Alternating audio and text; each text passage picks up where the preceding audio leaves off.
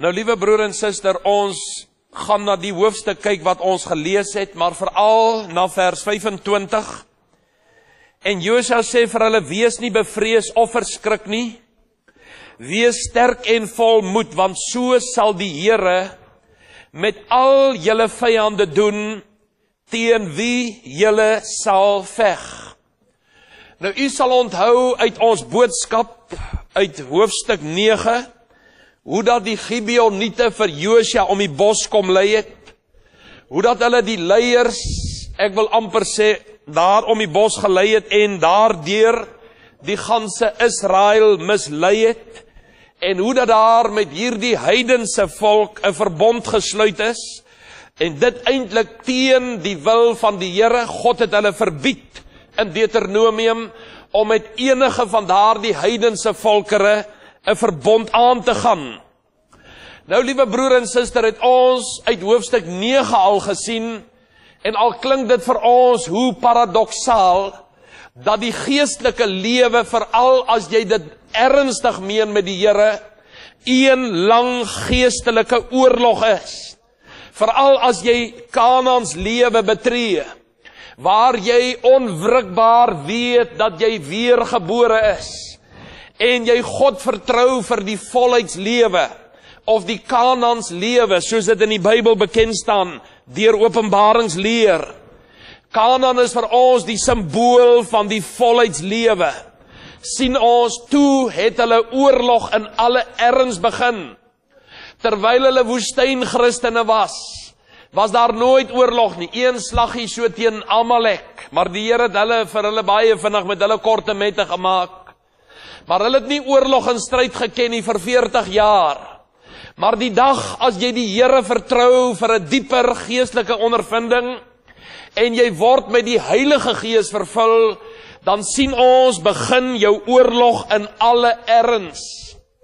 Nou, vriende, sien ons ook dat ons moet leer om nie net geestelike oorwinnings te behaal nie, maar ons moet die Here ook bid vir wysheid en insig en geestelike krag, om dit wat ons deur sy genade gewen het, dit ook te behou in ons verreëse Here Jesus Christus.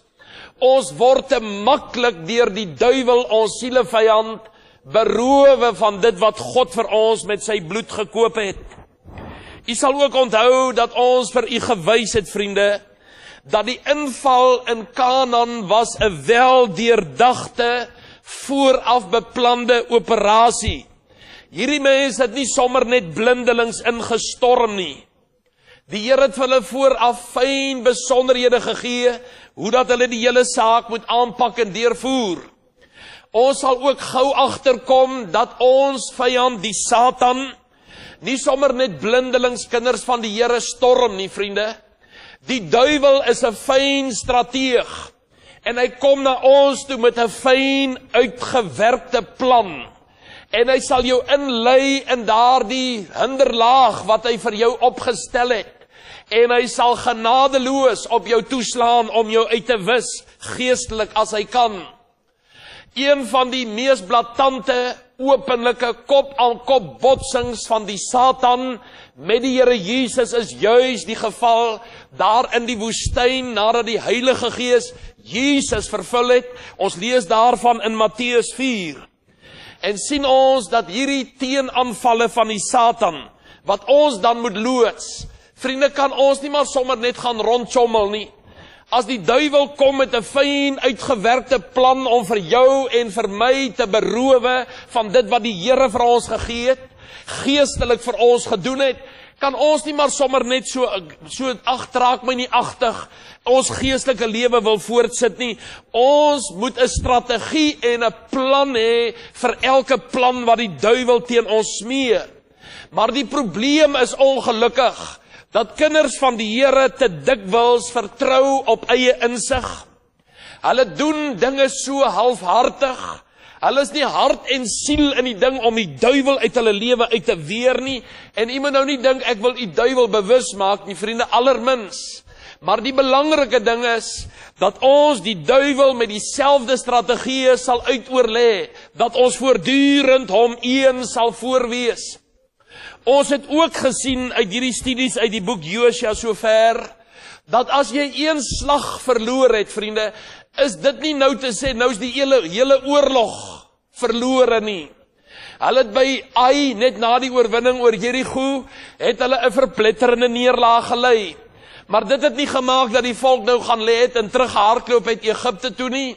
Hulle het opgestaan en met die oorwinning wat die Here hulle beloof het, toe hulle met God weer reggemaak het, het hulle die een oorwinning na die ander behaal.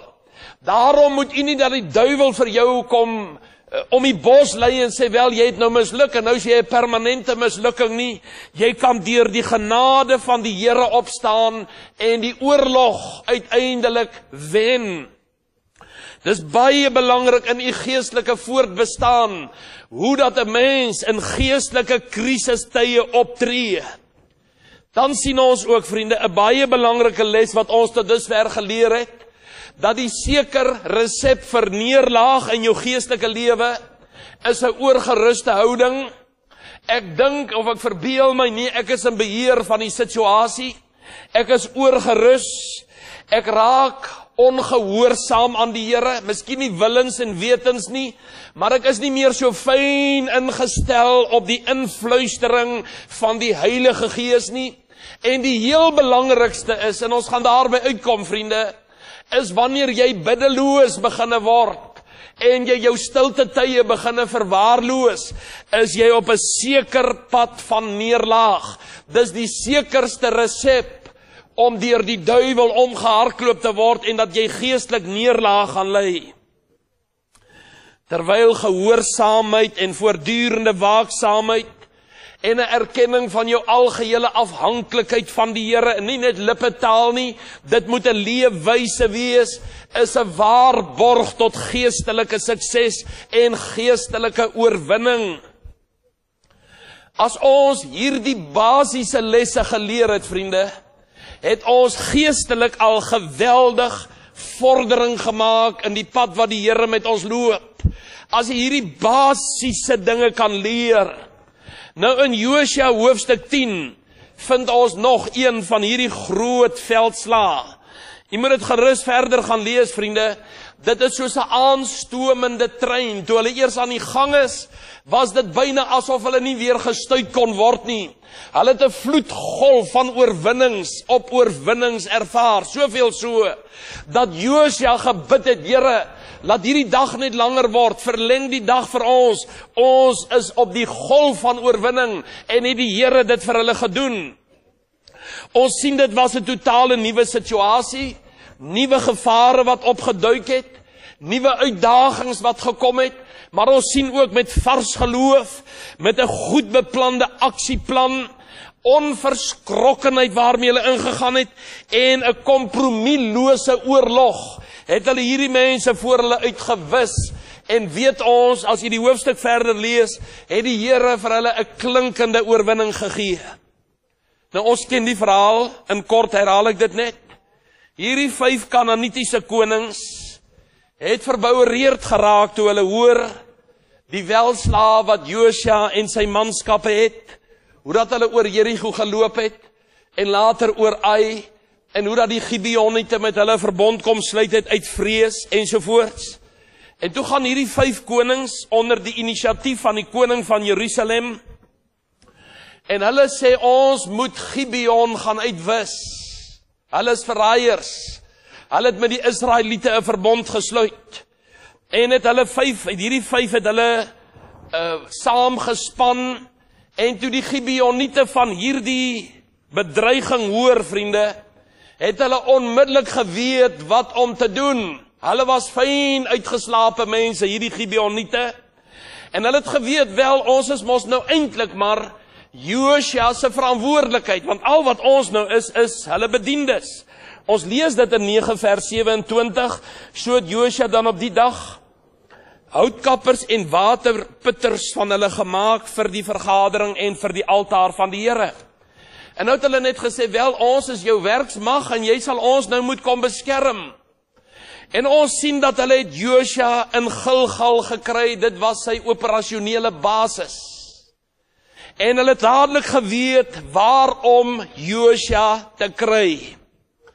En nou vriende, ek wil nie vanaand by die oorlog as sulk stilstaan nie. Maar net 'n paar gedagtes hieroor. U weet, toe die Here sien hierdie kinders van hom is nou in hierdie geweldige stryd met hierdie oormag, het die Here in 'n stadium hierdie moe Israeliese soldate te hulp gesnel deur 'n geweldige haalstorm wat hy gestuur het. En ons het daar gelees dat die haal het baie meer mense doodgeslaan as wat die kinders van Israel met die skerpte van die swaard kon doodslaan.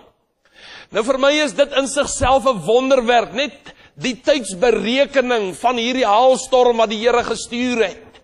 Die feit dat dit juis op daardie oomblik gekom het. Maar vir my nog 'n groter wonderwerk is dat daardie haalstene net die vyandelike magte tref, net die vyandige soldate doodslaan en nie een van daardie Israeliese soldate het 'n haalsteen op sy rug of sy kop ervaar nie. Dis 'n wonderwerk wat net God kan doen.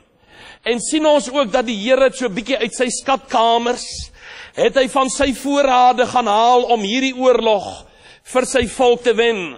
Ek lees vir u daar in Job 38 vers 22. Het jy gekom by die skatkamers van die sneeu? En het jy die skatkamers van die haal gesien, wat ek opgespaar het vir die tyd van benoudheid, vir die dag van stryd en oorlog? Nou ons weet in die groot verdrukking gaan die Here weer haalstene gooi, 150 pond in gewig, die Here het dit vooraf gesê. Maar hier sien ons gaan die Here met eerbied gesê na sy wapenarsenaal, en hy ruk die sluise van die hemel oop en hy bombardeer hierdie vyande, 'n wonderwerk van God uit die hemel, en hy slaan duisende van hulle met haalstene dood. Weet jy, as 'n mens hierna kyk, dan besef 'n mens net dat as 'n kind van God binne die wil van die Here is, dan is dit asof selfs die natuur met hom sal saamwerk as hy teen die duiwel daardeur 'n oorwinning kan behaal. Dis asof God alles tot jou beskikking stel as jy bereid is, en God is 'n kenner van ons harte. As hy sien jy meen dit ernstig met die Here, sal hy selfs die natuur laat saamwerk om vir jou sukses te waarborg. Maar die teendeel is net so waar, vriende. As jy aan die Here ongehoorsaam is, loop alles vir jou verkeerd, selfs in die natuur. Dan moet jy nie verbaas wees as die reën jou goed wegspoel en die wind waai jou dinge om ensovoorts ensovoorts. Ek wil nie detailed gee nie. Maar ons weet Jona sal hiervan 'n wonderlike getuienis kan wees. Hoe dinge in die natuur vir hom net verkeerd geloop solank hy aan God ongehoorsaam was. En so ervaar ons dit ook as 'n volk, vriende, en daaroor wil ek ook nie te veel sê nie. In ons ongehoorsaamheid aan die Here kan die elemente teen ons draai. Ons sien ook dat Josua het gebid, Here, dat die son vertraag moet word. Toe staan die son stil en bly en die maan staan, totdat die volk hulle werk, hulle gewreek het op hulle vyande. Staan dit nie geskrywe in die boek van die opregte, en die son het bly staan in die middel van die hemel, en het hom nie gehaas om onder te gaan nie, omtrent 'n volle dag. Die son was vertraag in sy ondergang. Nou daar's baie dispute en spekulasies hoe dit moontlik was. Vriende, ons verstand kan dit nie vat nie. Dat die almagtige God hierdie magtige uitspansel tot halt kan roep, die remme bietjie aandraai, dat die hele uitspansel stadiger beweeg. Die planete, die sterre, die aarde, die sonnestelsel, dat hulle stadiger in hulle wentelbane beweeg. God is immers die God van seisoene. By God is niks te wonderbaar nie, sê Jeremia vir ons, en ek wil dit vir u lees in hoofstuk 32 vers 17. Ag Here, Here, kyk, u het die hemel en die aarde gemaak deur u groote krag en deur u uitgestrekte arm. Geen ding is vir u te wonderbaar nie. Vers 27, kyk, ek is die Here, die God van alle vlees. Sou enige ding vir my te wonderbaar wees? En dan het die psalmis dit besing, dat God is die God van die dag en van die nag. Psalm 74 vers 16. Aan u behoort die dag, aan u behoort die nag. U het hemelligte en son vasgestel. God is in beheer van die hemelliggame. En toe die Here hom stuit, die son stuit in sy wentelbaan, vriende, of die aarde om die son, het die Here net die rem aangedraai, dis al, die son het nie stilgestaan en toe eensklaps ondergegaan nie. En dis vir my nog een van God se wonderwerke, wat ons nooit tot in ewigheid seker sal kan verklaar nie. Ek kan net dit vir u noem vir die interessantheid, vriende, dat wetenskaplikes het bepaal, dit het hulle jare later gedoen, dat daar die dag het 23 uur en 20 minute geduur, presies. En dit het hulle bevestig gekry met hulle ruimteprogramme. En dit hulle selfs die ander tyd wat hulle gesoek het, en want hulle het nou vastgestel dat die planete beweeg op 'n sekere tyd, beweeg hulle by mekaar verby ensovoorts. Het hulle ook die 10 grade wat op Hiskia se sonnewyser teruggeskuif is in berekening gebring, stel dat hierdie dag was 23 uur en 20 minute lank. 'n Wonderwerk van die Here. En toe volg een van die grootste veldslae wat Israel ooit op hierdie aarde geveg het. En God het hulle die oorwinning gegee. En toe die slag verby is, het Josua opdrag gegee, dat daar die 5 konings wat aanvanklik die inisiatief geneem het om hierdie ding aan te stig, hulle toe vreesbevange in 'n spilonk ingehardloop en daar gaan wegkruip, het hy gesê, hou hulle gevange tot ek daar is. En toe hy daar kom, vriende, het hy hulle laat uitkom, en hy het sy leerowerstes opdrag gegee, om met hulle voete op die nekke van hierdie konings te gaan staan. Ek lees vir u vers 24. En toe het hulle die konings uitgebring na Josua, en toe roep Josua al die manne van Israel, en sê aan die aanvoerders van die krygsmanne, wat met hom saamgetrek het, kom nader, sit julle voete op die nekke van hierdie konings, en hulle het nader gekom, en hulle voete op hulle nekke gesit. En nou hierdie woorde, en Josua sê vir hulle, wees nie bevrees of verskrik nie, wees sterk en volmoed, want so sal die Here met al julle vyande doen, teen wie julle veg. Jy weet, ons sou nou menslik gesproke sou ding, maar wel, dis nou ver genoeg. Josua het hierdie manne nou goed verneder, nou kan hy hulle mos maar los en laat gaan, hulle is gestroop van hulle mag, hulle het nie meer 'n weermag tot hulle beskikking nie, maar ons sien nie, hy gaan nog verder. Daarna het Josua hulle neergeslaan en hulle gedood, en hulle aan 5 pale opgehang, en hulle het aan die pale bly hang, tot die aand toe. En nou mag ons menslik gesproke sê, veral in hierdie dae van die handves vir menseregte, kan ons sê, dis daarom 'n wrede man, hierdie Josua, hoe kan hy met hierdie arme mense, wat reeds so verneder is, hoe kan hy hulle nou nog doodmaak en ophang? Nou vriende, ons sien die resultaat van hierdie geweldige slag in vers 21. Die manskappe by die laar het Josua behoue teruggekom, niemand het teen die kinders van Israel sy tong verroer nie. Die vyand was met stomheid geslaan. Van daardie oomblik af was die volk Israel in die land Kanaan gevestig. Nou het hierdie heidense nasies beginne besef dat hierdie volk van God is nie sommer net 'n gewone, ordinêre ou volkie nie. Dis 'n volk waarby God geweldig ingryp en hy in hulle lotgevalle sy hand het. Dis die volk wat op 'n wonderbaarlike manier uit Egipte gered is. Op 'n wonderbaarlike wyse vir 40 jaar in die woestyn laat oorleef. Wonderbaarlik is hulle deur 'n vol Jordaan rivier gelei. Wonderbaarlik het hulle Jerigo ingeneem. Die muur het op hulle plek ineengestort. Dis die volk, vriende, waardeur God sy onbeskryflike krag kom demonstreer het aan 'n verlore gaande wêreld. En ek is in my hart oortuig, vriende, dit is wat God bedoel het, wat sy kerk ook in die 20ste, 21ste eeu behoort te wees. Die kerk van die Here Jesus Christus moet en behoort 'n demonstrasie te wees van die krag wat daar in die God is, wat u en ek bely, dat ons hom dien en hom liefhet.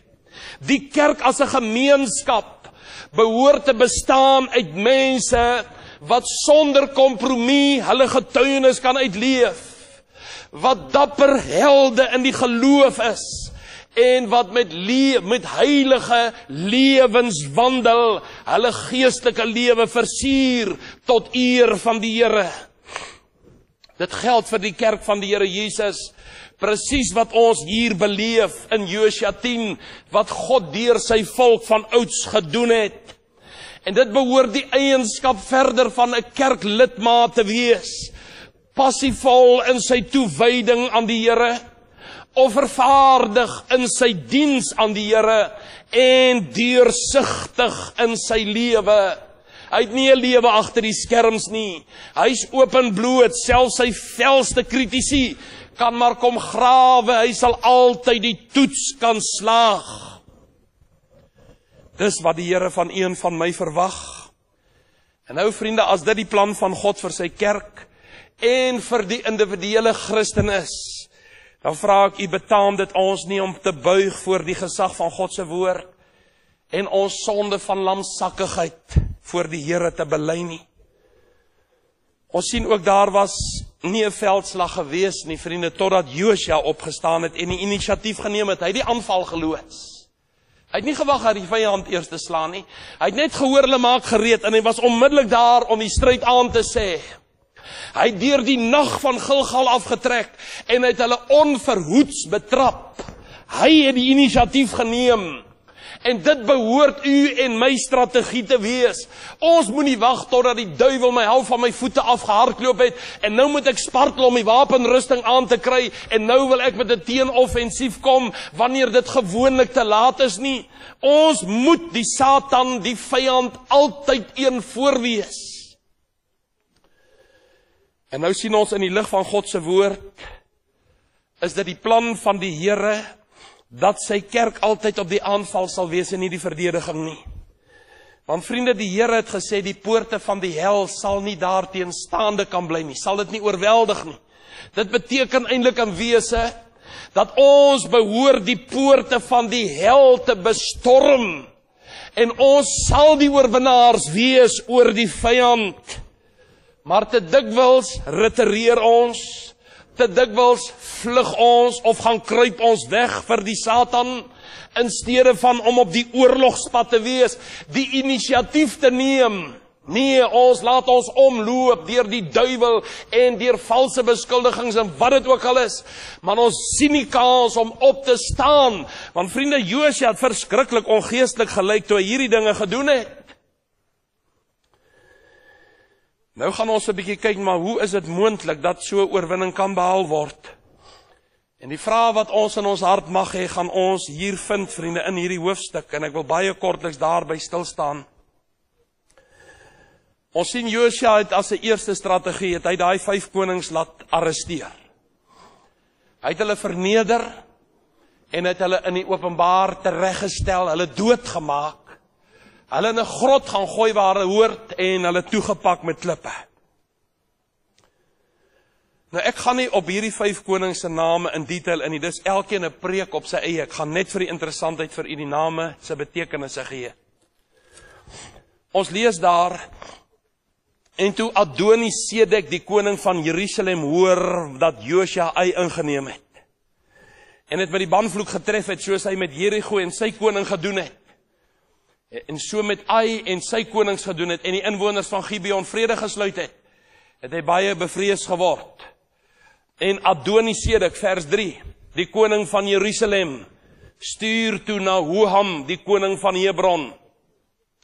Adoni-Sedek beteken koning van eie geregtigheid, of heer van eie geregtigheid. Nou vriende, as ons dit geestelik moet toepas, is dit een van die vyande van God se plan met my lewe, wat in my lewe nie plek mag hê nie. Ek moet hierdie eie geregtige gees wat in my is, moet ek met die banvloek tref, Dit moet in die openbaar verneder word, en dit moet gedood word en uitgeroei word. God haat eie geregtigheid. Ek gaan nie in detail hierop in nie. Hoham is die volgende persoon. Sy naam beteken, en ek moes baie diep gaan delf om sy naam te soek, dit beteken om deur 'n God voortgedrywe te word. Dis iemand wat net voortgedrywe word met sy eie kragsinspanning. Hy het 'n God wat hom drywe. Dit dui ook op eie willigheid en weerspannigheid. Dis ook moontlik 'n probleem in u geestelike lewe wat maak dat u met die Here nie kan vorder nie en dat jy neerlaag op neerlaag lê.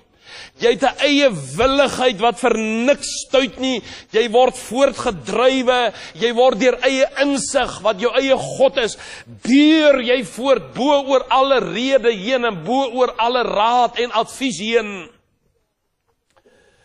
Piriam beteken wilde esel. Iemand wat nie getem kan word nie. Dit is daar die gesindheid van ek laat my nie leer nie. 'n gesindheid van ek weier om my te onderwerp aan gesag. Ek laat my nie diensbaar maak nie. Ek is 'n wilde esel met 'n eie willigheid. Kan nie sien wat lê aan die wortel van al hierdie name. Dit draai om die ek. As dit nie na my sin gaan nie, dan is my wange opgeblaas en dan moet almal rondom my moet dit ontgeld. Wilde esel. Die volgende naam, dis die koning van Jafia, koning van Lagos. Dit beteken, Jafia beteken blinkgoed. En dit kan net een ding beteken, vriende, die blinkgoed van hierdie lewe, geld, besittings, en alles wat daarmee gepaard gaan. Mense sal hulle siele verkoop, besitters lus, ek sterwe as ek nie kan inpalm nie, ensovoorts. En Deber beteken heiligdom van afgode. En vriende, net u sal weet hoeveel afgode jy nog in jou lewe gaan troetel. En hoeveel afgode daar is wat jy's dalk 'n heiligdom van afgode. En oor afgoderry het ons al baie gepraat, vriende, dit kan selfs jou godsdiens wees. En nou kom die vraag, hoe het Josua dit vermag om so oormag te verpletter? Ek kan dit nie sterk genoeg beklemtoon nie, dat hierdie eienskappe in 'n mens se lewe, van eie geregtigheid, en ek word voortgedrywe deur my eie insig, ek is 'n wilde esel, ek jaag net wat hierdie wêreld my kan bied, en ek is 'n heiligdom vir afgode. Vriende, solank hierdie goeters in jou lewe verdra word, sal jy geestelik nie kan vorder nie. Hulle sal in jou pad staan, dat jy nie Kanaan in sy volheid jou eie kan noem nie. Maar hoe het Josua dit vermag om hierdie oormag te verpletter en uit te roei? Ek wil vir u sê, as u nou hoofstuk 10 nauwlettend rustig gaan lees, sal daar een woord jou aandag later tref. En kan nie raai wat is daar die plek se naam? Die plek Gilgal. En dit is die geheim van Josua se oorwinning. Ek lees in vers 6, hy het uit Gilgal, hulle het gestuur om hom by Gilgal gaan haal, hulle het geweet waarom hom te kry. Hy het uit Gilgal uit opgetrek, die vyand tegemoet, sê vers 7. In vers 3 lees ons, en Josua het skielik oorval, hy die hele nagdeur van Gilgal af opgetrek. In vers 15 daarop het Josua en die hele Israel met hom saam na die laar van Gilgal teruggekeer. Dit was halfpad deur die stryd. Hulle was nog nie klaar nie, so halfpad deur die stryd. Toe roep Josua sy man en hy sê, hoorie, kom, ons gaan net vinnig eers gou weer terug Gilgal toe. En hulle het eers weer daar met God gaan praat. En eers weer die lyn hemel toe oopgekry en voortgegaan. En toe die slag verby is, die laaste vers, daarna het Josua en die hele Israel met hom saam na die laar Gilgal teruggekeer. Vriende, u sal onthou, in vorige boodskappe hoe het ons vir u gewys, die betekenis van Gilgal. En dat Gilgal nie sommer net 'n eenmalige ervaringkie in jou lewe kan wees nie.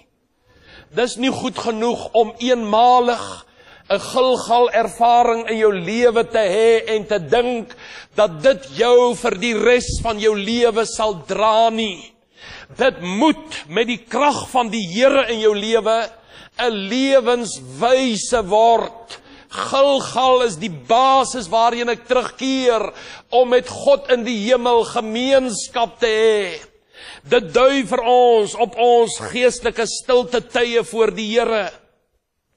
En vriende, in die woord of in die gebeure rondom Gilgal is daar talle en talle evangeliese woorde en waardes vir ons vasgevat. U sal onthou toe ons oor Gilgal met u gepraat het, dit was 'n plek van herinnering. God het hulle herinner by Gilgal, die lang pad wat hy met hulle gekom het, en die geduld wat hy met hulle gehad het. En dit is ook die doel van stilte tyd, dat jy bietjie voor die Here sal stil word, en hom kans sal gee om deur die Heilige Gees vir jou te wys, die pad waarmee God met jou gekom het, sy getrouheid en jou ontrouheid, sy almag waar hy jou uitgered het toe jy wou wankel ensovoorts. Jy sal onthou die klipstapel wat by Gilgal opgestapel is, was 'n stille getuie van 'n opstandingslewe in die Here Jesus Christus. Ek gaan dit nie alles weer herhaal nie. Maar ons weet ook by Gilgal, wat eintlik maar klipkraal beteken, het die Here ook hierdie ding vir hulle gedoen in hoofstuk 5 vers 9, toe die Here vir Josua gesê, vandag het ek die smaad van Egipte van julle afgewentel, daarom het hulle die plek Gilgal genoem tot vandag toe. Dit was die afwenteling van die smaad, die skande van 'n Egipte lewe. Dit is die plek waar jy die sonde, die ou Egipte lewe, jou ongeredde toestand waarin jy was, waar jy finaal daarvan verlos en skoon gemaak kan word, want Gilgal is ook 'n plek van reiniging. Sal u lees as u wil terugblaai in die boek Josua. Dit was die plek van nuwe verhouding met die Here.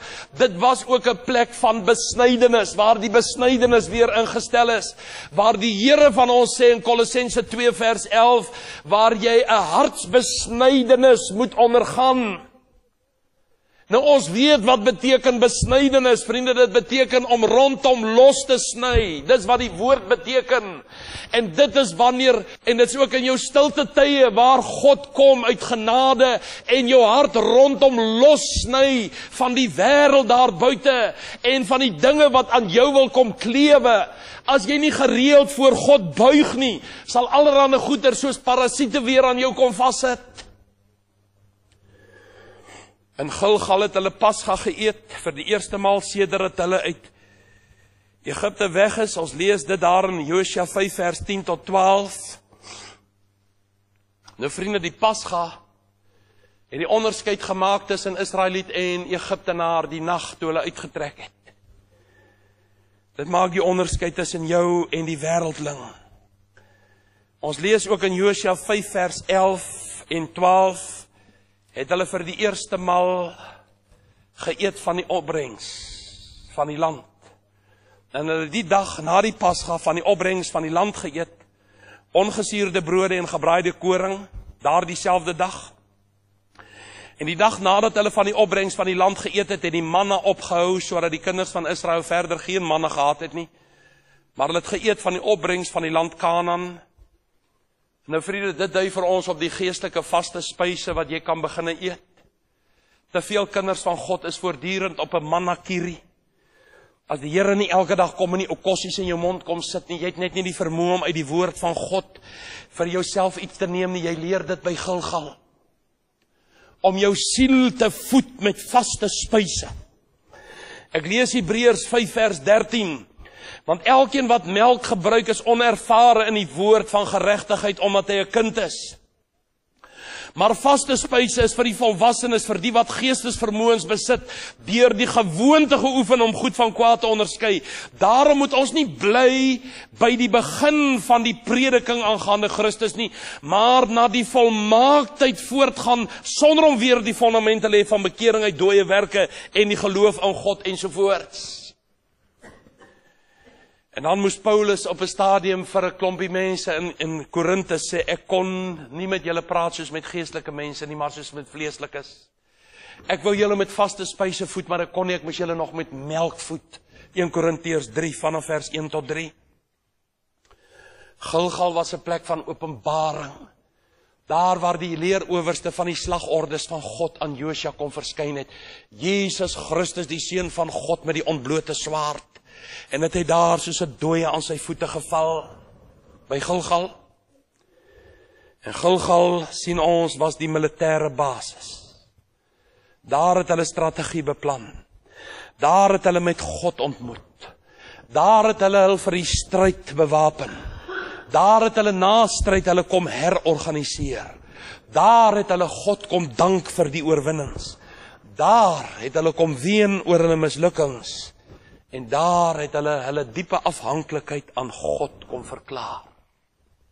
Jou stilte tyd. Daarsonder gaan jy hierdie oorwinnings nie behaal nie. Dis 'n leefwyse. Ek vra u, hoe lyk jou Gilgal in jou lewe?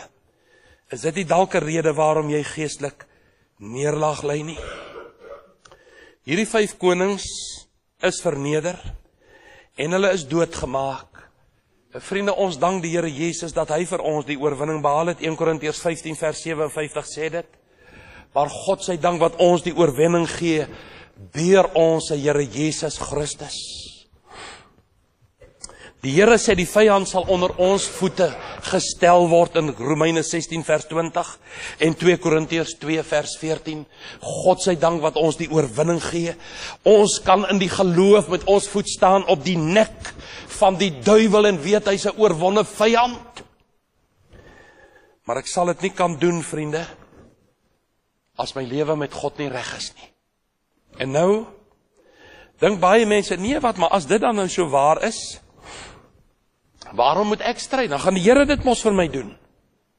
Dis nie so eenvoudig nie. Ek lees weer vers 25. En Josua sê vir hulle, wees nie bevrees of verskrik nie. Wees sterk en vol moed, want so sal die Here met julle vyande doen, teen wie julle sal veg. Jy moet die stryd aansê. Dan sal God sorg vir die haalstorm en vir die dag laat hy lank genoeg is. Maar jy moet die inisiatief neem. God gaan dit nie vir jou doen nie. En dis 'n waarheid wat ons moet leer. En nou sien ons hy gaan verder. Hy hang hierdie 5 lyke aan pale op. Is dit daarom nie wreed nie? Hulle kruip dan nou reeds weg uit vrees in die spilonk. Los hulle Josua, hulle is gestroop van hulle mag. Laat hulle daar wegkruip man, hulle sal te bang wees om ooit weer 'n vinger teen jou verroer of om 'n mond teenoor jou oop te maak. Dit klink mos daarom nou genoeg vir een dag. Hulle is verneder, die voet is op hulle nekke gesit, hulle is uitgelag, daar's met hulle die spot gedrywe. Nou wil jy hulle nog doodslaan en dan nog aan 'n paal ophang. Vriende, dit was 'n opdrag van die Here. Gaan lees dit maar in Deuteronomium 7 en in Deuteronomium 9. God het hulle uitdruklike opdragte gegee. Julle maak huis skoon as julle die land inneem. Niemand mag lewe nie, want die ongeregtigheid van daardie goddelose heidense volkere, so ongeregtigheid het opgestyg tot teen die hemel en dit het na God geroep vir vergelding. En die Here het geweet, vriende, solank daar vyande is, sal God sy doel met daardie land nie kan bereik nie. En wat was God se doel? Sy doel was Nasaret. Sy doel was Bethlehem. Sy doel was Golgotha's heuwel buite Jerusalem. Sy doel was Pinksterdag. En in die weg daarvan sal God niemand duld. Hy sal nie eers iemand toelaat om in 'n wegkruipplekkie te sit nie. Hulle moet voor die voet gedood word. Net so as u die plan van God in jou lewe wil ervaar, sal dit jou gesindheid moet wees. Hierdie konings, hierdie 5 konings wat vir ons 'n tipe beeld van die sonde is. Hulle hang aan pale presies op die plek waar hulle hoort. Want God sê in Galasiërs 3 vers 13, vervloek is elkeen wat aan 'n hout hang. En toe Jesus sonde gemaak word vir ons, toe hang hy ook aan hout. En daarom mag ons sonde in ons lewe nie wegsteek nie, of dood nie, of maar troetel nie. Dit staan in God se pad om sy doel met my lewe te bereik. Dit kan jou tong vol kritiek wees. Dit kan jou trotsheid wees wat nog nooit gekruisig is nie. Dit kan jou selfverheerliking wees. Dit kan jou welis wees. Dit kan die Adonisedek in jou wees, die Heer van eie geregtigheid. Dit kan Hoham wees, daardie persoon wat deur 'n God voortgedrywe word. Dit kan 'n Piriam gees wees, 'n wilde esel wat ontembaar is. Ek laat my deur niemand leer nie. Dit kan 'n Jaffia wees, die blinkgoedjies, die dinge waarna jou siel so hinker, waarvoor jy jou siel uitgiet, om te kan hê, om te kan besit. Dit kan Deber wees, die heiligdom vir afgode, wat dit ook al is. Solank jy dit 'n wegkruipplek bied, kan God se seën oor jou lewe nie oop wees nie. Ja, jy's gered, niemand kan daaraan twyfel of dit bevraagteken nie. Maar hier leer ons wat God van ons verwag om met sonde te doen. En dit is, vriende, kompromieloos, genadeloos. Ja, in vandag se terme, wreed. Wees maar wreed op sonde, sodat God jou die oorwinning kan gee en dit verseël. Wat is die les van Josua 10 vir u? Vir my is die les, die geheim vir die oorwinning, lê in Gilgal. Mag God u help om Gilgal in u lewe te eer en in stand te hou, anders kan u maar handdoek ingooi. God help u. Amen.